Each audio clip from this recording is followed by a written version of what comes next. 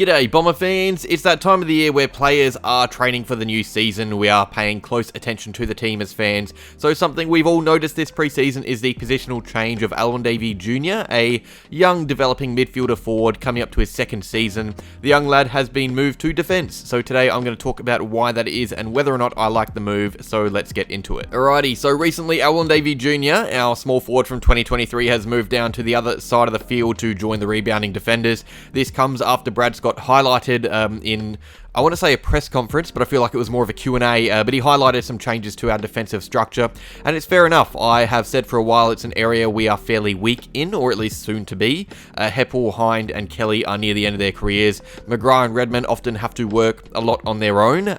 Roberts and Lual just drafted. I think at times last year we lacked, I don't know what the word is, not speed, but I guess that creativity through speed. Hind is quick, but a bit erratic with ball in hand. We don't really have a rebounding defender that we can trust to use the ball while also maneuvering his body in tight spaces.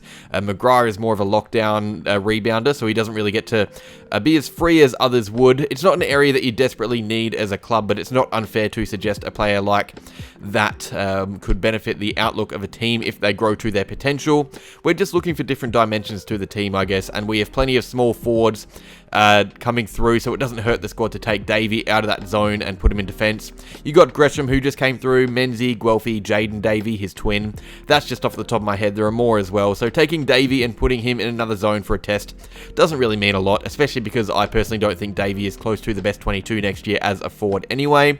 He isn't even a natural small, remember? He was drafted as a skinny midfielder and put in the forward line because that's where he was the best suited at the time, and it's where we needed him most before Gresham was at the club, before Guelphy and others were fit as well. So let's talk about why Davey could potentially work as a defender. We look at his strengths. I would say his creativity in a pack, his elusiveness is what made him decent as a forward. He is creative, he has really clean hands and good speed on him. He showed a good rundown ability as well, which we all liked, and I think he struggled to find the ball in the right areas as a forward. He didn't really have that output you would hope for a small forward in his first year to have. He wasn't dangerous around goals, he could kick them, but opposition defenders were far from scared of him. He has midfielder capabilities. He reads the ball better when it's in open play between the arcs, not when it's around the goals.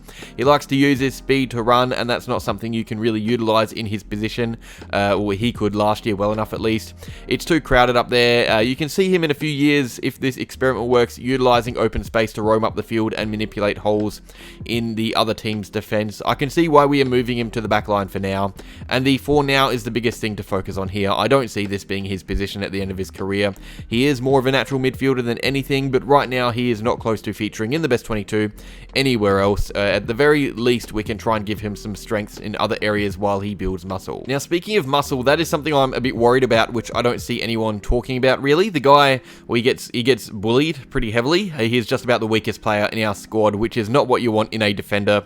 For this reason, I think he's probably not going to be seen much at all in the senior team. I think he's going to play less than he did last year, in fact, especially because we have better options around the board.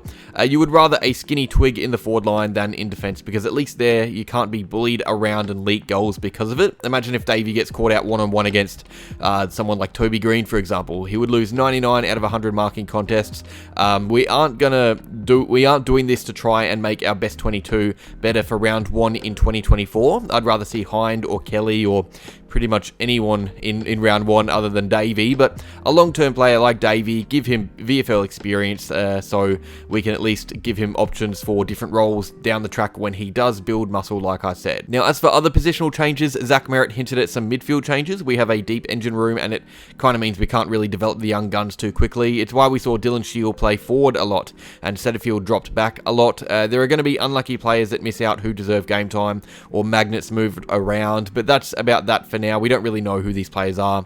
Really, this video was about Alwyn Davey Jr. talking about how it would work with him down back, whether it will work. I personally think it's a good idea for a long-term option while he builds muscle. I don't think he's best 22 in 2024, as I've said a few times, but it's good experience for him. Let me know what you think down below.